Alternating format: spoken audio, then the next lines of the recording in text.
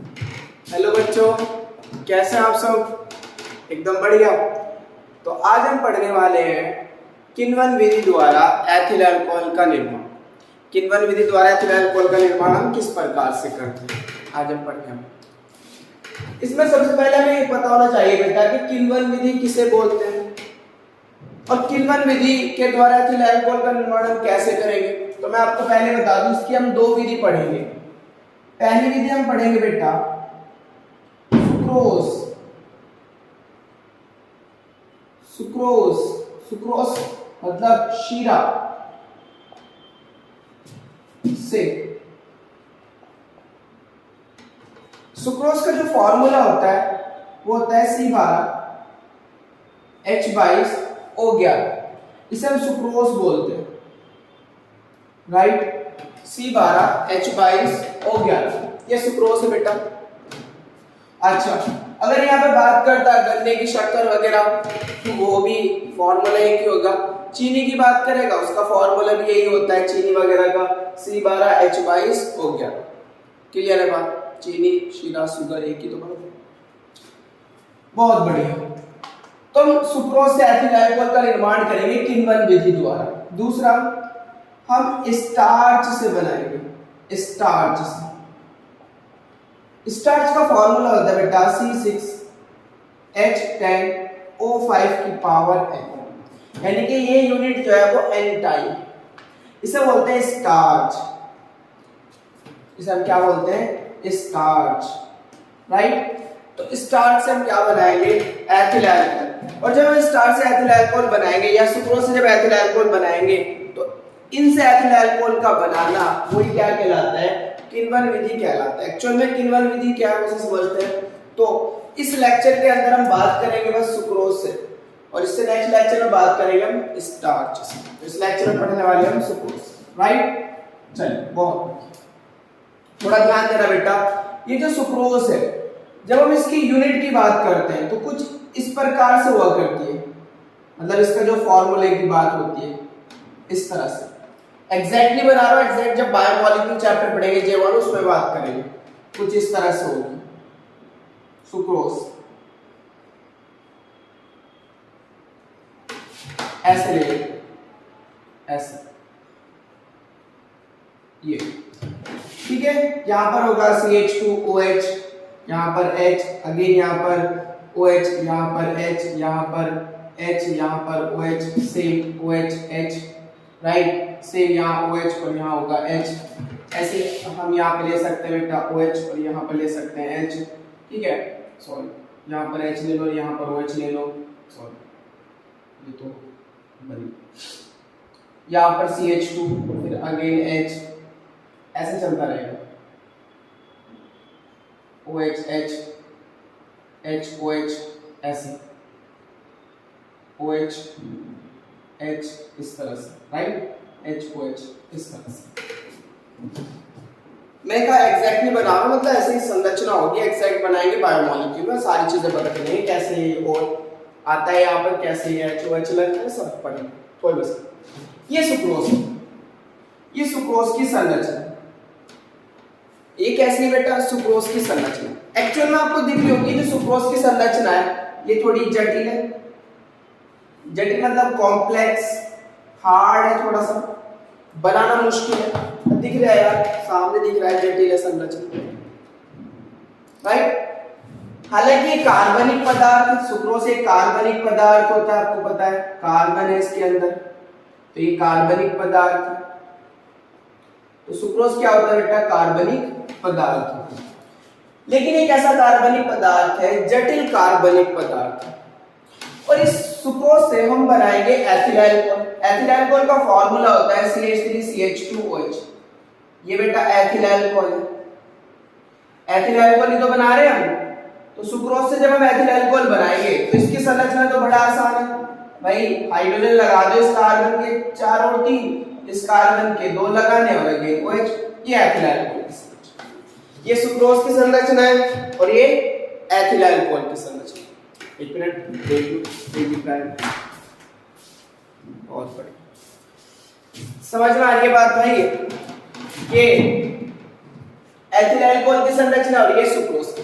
तो ये जटिल है तो इसे हम बोलेंगे जटिल कार्बनिक पदार्थ, ये सरल है तो इसे हम बोलेंगे सरल कार्बनिक पदार्थ। तो बेटा जटिल कार्बनिक पदार्थ को सरल कार्बनिक पदार्थ में बदलने की क्रिया, उसी को हम क्या बोलते हैं, किण्वन विधि बोलते हैं। ध्यान देना, जटिल कार्बनिक पदार्थ को सरल कार्बनिक पदार्थ में बदलने की क्रिया, जटिल को सरल में बदलने की क्रिया, इसी को हम क्या बोलते हैं, किण्वन विधि कहते हैं। बात समझ में आई? जटिल है, सुक्रोज की संरचना जटिल है, इस जटिल कार्बनिक पदार्थ को हमने किस में कन्वर्ट करना है, सरल कार्बनिक पदार्थ में, और ये कन्वर्ट करने की क्रिया हम क्या बोलते हैं, किण्वन बोलते हैं। इतना मजा है, समझ में आई बात? बहुत बढ़िया। अब थोड़ा बात ध्यान दो भाई, थोड़ी सी बात यहाँ पर ध्यान दो बेटा, ये इतना आसान थोड़ी होगा कि ये चीज इसमें कन्वर्ट हो जाएगी, कुछ तो मिलाना पड़ेगा जिससे ये संरचना एथिल अल्कोहल में बदलेगी, कुछ तो मिलाना पड़ेगा, किसी चीज को तो डालना पड़ेगा। वो जो चीज डालते हैं वो डालते हैं किनु, किनु, किनु मतलब एंजाइम, किनु का मतलब एंजाइम। हम इसके अंदर क्या डालते हैं बेटा, एंजाइम डालते हैं। क्या डालते हैं, एंजाइम। तो यहाँ पर जो एंजाइम होगा वो उत्प्रेरक का काम करेगा, किसका, उत्प्रेरक का। तो अब दोबारा से डेफिनेशन, इंपोर्टेंट डेफिनेशन है बेटा, मैं लिख देता हूं किण्वन विधि। किण्वन विधि आपसे कहेगा किण्वन विधि किसे कहते हैं, किण्वन विधि, तो हेडिंग लगाओ किण्वन विधि और उसमें लिख लो, क्या लिखना है, जटिल कार्बनिक पदार्थ को किनु मतलब एंजाइम उत्प्रेरक की उपस्थिति में जल अपघटित होकर सरल कार्बनिक पदार्थ में बदलने की क्रिया किण्वन कहलाती है। सरल कार्बनिक पदार्थ में बदलने की क्रिया क्या कहलाती है बेटा, किण्वन कहलाती है। किण्वन विधि की डेफिनेशन लिख ली, बहुत बढ़िया। इसका एग्जांपल है सुक्रोज से एथिल अल्कोहल का बना। खैर आपको ये तो पता चल गया होगा किण्वन विधि क्या होती है। अब इस किण्वन विधि से हम क्या बनाएंगे, एथिल अल्कोहल बनाएंगे। यस, क्या बनाएंगे, एथिल। और हम एथिल अल्कोहल किससे बनाएंगे बेटा, सुक्रोज से। तो इस लेक्चर में हम सुक्रोज की बात करेंगे और शायद आपको पता चल गया होगा हम सुक्रोज के अंदर क्या डालेंगे, एंजाइम डालेंगे। मालूम हो गया ना, भी बता मैंने, किनु की उपस्थिति में रिएक्शन होगी, तो किनु मतलब एंजाइम, एंजाइम डालेंगे। बहुत बढ़िया। इसके अंदर क्या डालना है, एंजाइम डालना है। लेकिन हमें ये पता और हो जाए कि एंजाइम क्या होता है बेटा। एंजाइम क्या होते हैं, जटिल अजीवित जटिल पदार्थ होते हैं, या स्पीशीज भी बोल सकते हो। ये तो नॉर्मल सी बात है। रियल में एंजाइम क्या होते हैं, जो बायोकेमिकल जीव रासायनिक अभिक्रिया को कराते हैं, उन्हें हम एंजाइम बोलते हैं। ध्यान देना बेटा मेरे वर्ड को, जो जीव रासायनिक अभिक्रिया को कराते हैं उन्हें हम क्या बोलते हैं, एंजाइम बोलते हैं। बात समझ में आई? जीव रासायनिक अभिक्रिया मतलब जैसे हमारी बॉडी के अंदर खाना खाया हमने, डाइजेस्ट हो गया 2 से 3 घंटे में, तो ये काम कौन डाइजेस्ट करा रहा है, एंजाइम करा रहा है। इसे बोलते हैं बायोकेमिकल। यानी कि हमारी बॉडी के अंदर जितनी भी रासायनिक अभिक्रिया हो रही है वो सारी की सारी अभिक्रियाएं एंजाइम की उपस्थिति में हो रही है। वो सारी की सारी अभिक्रियाएं किसकी उपस्थिति हो रही है बेटा, एंजाइम की उपस्थिति में हो रही है। तो ऐसे अभिक्रियाओं को हम बोलते हैं बायोकेमिकल रिएक्शन, जीव रासायनिक अभिक्रिया। बात समझ में? अब इंपोर्टेंट बात यह बेटा कि जो हमारा खाने को डाइजेस्ट करा रहा है वो एक एंजाइम है। हमारी लार में एक एंजाइम उपस्थित होता है जिससे खाने के अंदर ज्यादा चबाने से थोड़ा सा मिठास पैदा करता है, जिसे पेप्सिन बोलते हैं, पेप्सिन एंजाइम। यू नो, आप बायो के स्टूडेंट अगर हो तो समझते होंगे बात को, राइट। अब अगर थोड़ा फील करो, एक ऐसे भी बहुत सारे ऐसे एंजाइम होते हैं, जैसे आप मान लीजिए मेडिसिन, आपके सर में दर्द हो रहा है बहुत तेज से और आपने एक मेडिसिन ली और दर्द ठीक हो गया, तो हम मेडिसिन ले रहे हैं, मेडिसिन पेट के अंदर जा रही है, दर्द सर का ठीक हो रहा है। समझ रहे हैं बात को? तो मेडिसिन क्या कर रही है, एंजाइम को एक्साइट कर रही है, उत्तेजित कर रही है, और वो एंजाइम जब उत्तेजित होगा, एक्साइट होगा तो काम करेगा। समझ रहे हैं? तो एक पर्टिकुलर एंजाइम एक ही अभिक्रिया को कराता है, मतलब एक एंजाइम एक ही अभिक्रिया को कराता है। इंपॉर्टेंट बात है, ये ध्यान रखना, एक एंजाइम एक ही अभिक्रिया को कराता है। यानी कि किसी एंजाइम का काम अगर खाने को डाइजेस्ट कराना है तो बस वो एंजाइम वही काम करेगा, इसके अलावा कोई दूसरा काम नहीं करेगा। अगर अगर वो एंजाइम खराब हो गया तो फिर उसकी जगह कोई दूसरा एंजाइम काम नहीं करेगा। जैसे आपको बताया बेटा, क्या पता है कि जो डायबिटीज के बीमार होते हैं उनके अंदर इंसुलिन की कमी हो जाती है, जिससे उनके अंदर ग्लूकोज का ऑक्सीकरण नहीं हो पाता, जिससे ग्लूकोज उनके यूरिन के रास्ते से बाहर निकलती है। आपको पता होगा डायबिटीज के बीमारों का यूरिन ज्यादा निकलता है ना, इसी वजह से कि उस इंसुलिन का कोई दूसरा एंजाइम काम नहीं कर सकता। अगर वो खराब हो गया तो उसकी जगह कोई दूसरा काम वो नहीं करेगा। इनको एंजाइम बोलते हैं, यानी कि एक एंजाइम एक ही काम करता है, वो दूसरा काम नहीं करता। तो अब हम क्या करेंगे, जो सुक्रोज होगा ना, सुक्रोज, इस सुक्रोज के अंदर बेटा हम यीस्ट डालेंगे। क्या डालेंगे? यीस्ट। ये जो यीस्ट होता है ना, इसमें 3 एंजाइम होते हैं, 3 प्रकार के एंजाइम। ध्यान देना बेटा, हम इस सुक्रोज के अंदर क्या डालेंगे? यीस्ट डालेंगे। और इस यीस्ट के अंदर कितने तरह के एंजाइम होते हैं? 3 तरह के एंजाइम। ध्यान देना, एक इन्वर्टेज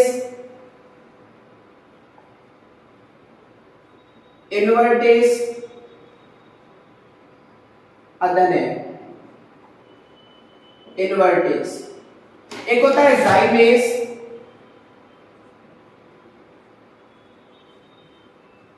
और एक होता है माल्टेज।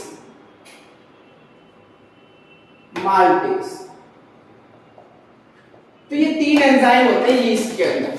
मैंने कहा एक पर्टिकुलर एंजाइम एक ही काम को करता है, उसकी जगह दूसरा काम नहीं करेगा। यानी कि जो इन्वर्टेज काम करेगा उसकी जगह जाइमेज काम नहीं करेगा, ना ही माल्टेज करेगा। जो जाइमेज काम करेगा उसकी जगह ना इन्वर्टेज करेगा, ना ही माल्टेज करेगा। और जो माल्टेज करेगा वो ना जाइमेज कर सकता, वो ना इन्वर्टेज कर सकता। एक एंजाइम एक ही रिएक्शन को कराता है। और एक और बात बता दूं, इन एंजाइम की जो रिएक्टिविटी होती है वो 25 से 35 डिग्री सेल्सियस के बीच में होती है। यानी कि जो बहुत सारी रिएक्शनें कराता है ये 25 से 35 डिग्री सेल्सियस ताप पर कराता है। इसलिए हमारी बॉडी का टेम्परेचर भी 37 डिग्री सेल्सियस होता है। तो इसी ताप पर जो एंजाइम होते हैं वो ज्यादा रिएक्टिव हुआ करते हैं, ज्यादा क्रियाशील होते हैं, जल्दी से रिएक्शन को कराते हैं। तो ये जो एंजाइम होते हैं इस टेम्परेचर पर रिएक्शन को कराते हैं। तो आपको शायद ये पता चल गया होगा कि यहाँ का सुक्रोज का ताप मुझे कितना रखना होता है, अप्रोक्सीमेटली 30 डिग्री सेल्सियस। कितना रखना होता है? 30 डिग्री सेल्सियस रखना होता है, क्योंकि इसी ताप पर एंजाइम रिएक्शन करा करते हैं। अब बात करते हैं कि होता क्या है। ध्यान देना बेटा, अब बात करते हैं होता क्या है, ये नोट कर लेना बहुत अच्छे से, बहुत इंपॉर्टेंट बात है। होता क्या है इसके अंदर बेटा, यह जो है ना, ये जो सुक्रोज सीरा होता है, सीरा, ठीक है, यह गहरा रंग का गाढ़ा दरा होता है। लाल वगैरह जो लाल भूरे रंग का होता है, गाढ़ा दरा होता है, दरा होता है, राइट, ठीक है। यह गहरे रंग का गाढ़ा दरा होता है, ध्यान देना बेटा, जिसमें लगभग 80% सुक्रोज होती है। लगभग कितनी परसेंट होती है बेटा? 80% सुक्रोज के अंदर। मैं सुक्रोज बोल रहा हूं, हाँ सुक्रोज होती है, ठीक है, 80% सुक्रोज होती है। ओके, इसका ताप कितना रखेंगे? वेरी गुड, 30 डिग्री सेल्सियस रखते हैं। कितना रखते हैं बेटा इसका ताप? 30 डिग्री सेल्सियस रखते हैं। इसमें थोड़ी सी मात्रा, बहुत थोड़ी सी मात्रा डालिए, इसमें थोड़ी सी मात्रा सल्फ्यूरिक अम्ल, आपको पता है सल्फ्यूरिक अम्ल होता है H2SO4, थोड़ी सी मात्रा डालेंगे। अगर ज्यादा डाल तो एंजाइम को खत्म कर देगा, इसलिए थोड़ी सी मात्रा डालेंगे। इसमें थोड़ी सी मात्रा सल्फ्यूरिक अम्ल की मिलाते हैं, जिससे कि इसमें कोई ऐसा जीव पैदा ना हो जाए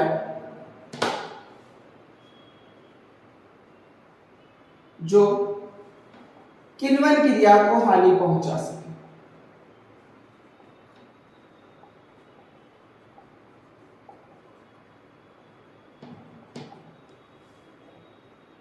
क्योंकि ये प्रोसेस जो होता है वो काफी टाइम तक होता है, ठीक है, काफी टाइम तक हमें ये प्रोसेस के द्वारा एथिल अल्कोहल मिलता है और बड़ी तादाद में मिलता है, बहुत ज्यादा मात्रा में, काफी समय के लिए, है ना।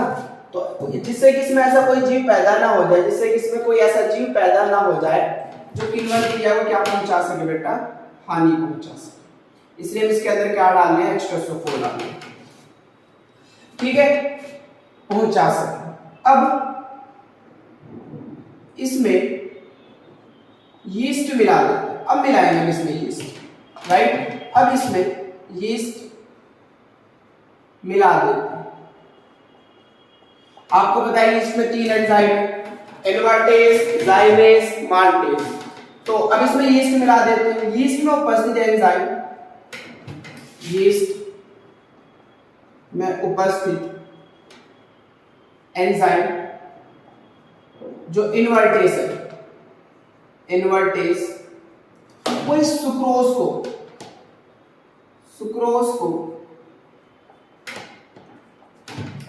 को ग्लूकोज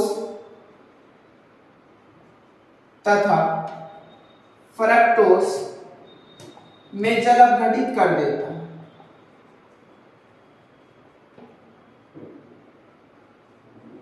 जल अपघटित कर देता है, क्लियर। यानी कि जो मेरे पास सुक्रोज होता है, सुक्रोज को जो जब आप यीस्ट मिलाओगे तो सुक्रोज, यीस्ट में उपस्थित जो एंजाइम इनवर्टेज, ये जो एंजाइम इनवर्टेज, ये एंजाइम इनवर्टेज इस सुक्रोज को किस में कन्वर्ट कर देगा, ग्लूकोज और फ्रक्टोज। अभी हमने देखा था बेटा, बस इनवर्टेज का काम यही होता है, ध्यान रखना, इनवर्टेज का काम होता है सुक्रोज को ग्लूकोज और फ्रक्टोज में जल अपघटित करना। इस सुक्रोज को और कोई से एंजाइम जल अपघटित नहीं कर सकता, केवल कौन करेगा, इनवर्टेज। तो ध्यान रखना, सुक्रोज का फॉर्मूला क्या होता है, C12H22O11। अरे बताया था ना भाई, अभी इसकी स्ट्रक्चर भी बना के दिखाई थी। ये सुक्रोज है, राइट। जल अपघटित करेगा तो जल भी होगा, वाटर भी होगा। और कौन सा एंजाइम ऐसा काम करेगा, इनवर्टेज, राइट। कौन सा एंजाइम, इनवर्टेज। और किस में जल अपघटित करेगा बेटा, ग्लूकोज और फ्रक्टोज में।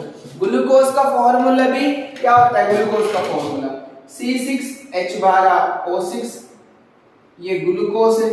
और फ्रक्टोज का फॉर्मूला भी सेम ही होता है, C6H12O6, सेम होता है दोनों का फॉर्मूला। ये क्या बेटा, फ्रक्टोज। डिफरेंस क्या होता है, जब मैं ग्लूकोज की बात करता हूं तो इसके अंदर एल्डिहाइड क्रियात्मक समूह होता है, जब मैं फ्रक्टोज की बात करता हूं तो इसके अंदर कीटो मतलब कीटोन क्रियात्मक समूह होता है। फ्रक्टोज में कीटोन, एल्डिहाइड में ग्लूकोज में एल्डिहाइड, ये डिफरेंस होता है। तो जब J1 चैप्टर पढ़ेगा आपको सारा पता चल जाएगा। अभी ध्यान दो, ये जो सुक्रोज है, इसको जल अपघटित करता है कौन, इनवर्टेज। किस चीज के अंदर, ग्लूकोज और फ्रक्टोज के। खत्म इनवर्टेज का काम। इनवर्टेज का काम यही था कि जब आपने यीस्ट डाला तो यीस्ट में 3 एंजाइम, इनवर्टेज, जाइमेज और माल्टेज। तो इनवर्टेज ने क्या कर दिया, इस सुक्रोज को जल अपघटित कर दिया किसके अंदर, ग्लूकोज और फ्रक्टोज। अब होता क्या, यीस्ट में उपस्थित दूसरा एंजाइम जो होता है,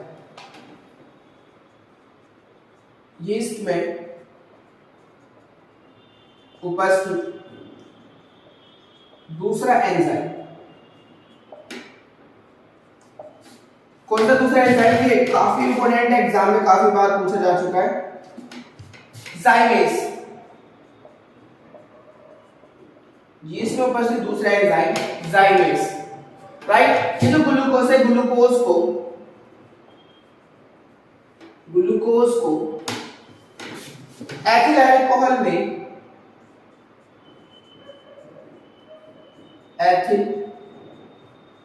अल्कोहल में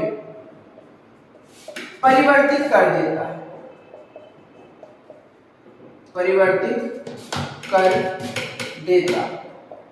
समझ में आई बात। ये जो मेरे पास जाइमेज होता है, जाइमेज, इसका काम क्या है, जाइमेज का काम है ग्लूकोज को एथिल अल्कोहल में परिवर्तित करना।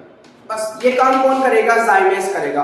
तो काफी बार क्वेश्चन ये चीज पूछा गया है कि कौन सा एंजाइम ग्लूकोज को एथिल अल्कोहल में परिवर्तित करता है, इंपॉर्टेंट बात है। तो कौन सा एंजाइम ऐसा करता है, जाइमेज। ओनली जाइमेज एंजाइम ऐसा एंजाइम है जो ग्लूकोज को एथिल अल्कोहल में क्या कर देता है, बदल देता है, परिवर्तित कर देता है, राइट। तो मैं सिर्फ कर रहा हूं, मुझे यहाँ रिएक्शन लिखनी होगी, ध्यान देना बेटा। से पॉज करके नोट करके ना, या फिर वीडियो को पीछे करना। तब ग्लूकोज का फार्मूला होता है C6H12, सॉरी हाँ सही, C6H12O6, ये ग्लूकोज है। इसको कौन सा एंजाइम एथिल अल्कोहल परिवर्तित करेगा, जाइमेज। जाइमेज एंजाइम क्या कर देगा, इस ग्लूकोज को किस में बदल देगा, एथिल अल्कोहल। फार्मूला क्या होता है एथिल अल्कोहल का, C2H5OH, और साथ में आपकी बाहर क्या आ जाती है, CO2। CO2 मतलब कार्बन डाइऑक्साइड, बाहर कौन जाएगी, कार्बन डाइऑक्साइड। इसका नाम होता है बेटा C2H5OH का नाम होता है ethyl alcohol, ethyl alcohol. Clear. अब देखो, जब मैं यहाँ पे बैलेंस की बात करता हूँ, रिएक्शन को अगर बैलेंस करें तो कार्बन 12 थे तो 6 और 6 12, हाइड्रोजन कितने थे 22 और 2 24, तो 12 और 12 24, ऑक्सीजन कितने थे 11 और 1 12, तो 6 और 6 12। लेकिन जब मैं यहाँ बात करता हूँ तो 6 कार्बन है, बट इधर कार्बन कितने 2 और 1 3, हाइड्रोजन कितने बेटा 12, इधर हाइड्रोजन कितने 5 और 1 6। तो हाइड्रोजन को 12 करने के लिए यहाँ 6 है ना, 12 करने के लिए 2 से मल्टीप्लाई करूंगा, तो 6 दूनी 12 हो गए। अब देखो कार्बन कितने होंगे, 2 दूनी 4, इधर कितने थे 6, तो 4 6 करने के लिए मुझे 2 से मल्टीप्लाई इधर करनी होगी। अब ऑप्शन देखो 2 यहाँ हो गए और 2 दूनी 4, तो 2 और 4 6, ऑलरेडी 6। तो ये जो जाइमेज एंजाइम होता है ये ग्लूकोज को किस में बदल देता है, एथिल अल्कोहल में और CO2 में बदल देता है, परिवर्तित कर देता है। It is a very very most important reaction है, ठीक है। किण्वन विधि द्वारा एथिल अल्कोहल का निर्माण सुक्रोज से, क्योंकि बहुत पुरानी विधि है ये और व्यापारिक विधि है, बहुत ज्यादा अमाउंट में बनाई जाती है इस विधि के द्वारा। बस आपको इतना याद रखना है कि किण्वन विधि होती क्या है कि जटिल यौगिकों को सरल यौगिकों में बदलने की क्रिया किण्वन विधि कहलाती है। और किण्वन विधि किसकी उपस्थिति में होती है, एंजाइम की उपस्थिति में। तो हमने सुक्रोज लिया था, सुक्रोज के अंदर यीस्ट डाल दिया, यीस्ट में 3 एंजाइम होते थे, इनवर्टेज और जाइमेज। इनवर्टेज का काम होता है सुक्रोज को जल अपघटित करना, किसमें ग्लूकोज और फ्रक्टोज में, तो उसने ग्लूकोज और फ्रक्टोज में जल अपघटित कर दिया। फिर दूसरा एंजाइम पड़ा था जाइमेज, जाइमेज का काम होता है इस ग्लूकोज को किसमें बदलना, एथिल अल्कोहल बदलना, और हमें यही बनाना था। It is a very very most important. I hope कि आपको ये समझ में आई होगी। Thank you for watching, all the best.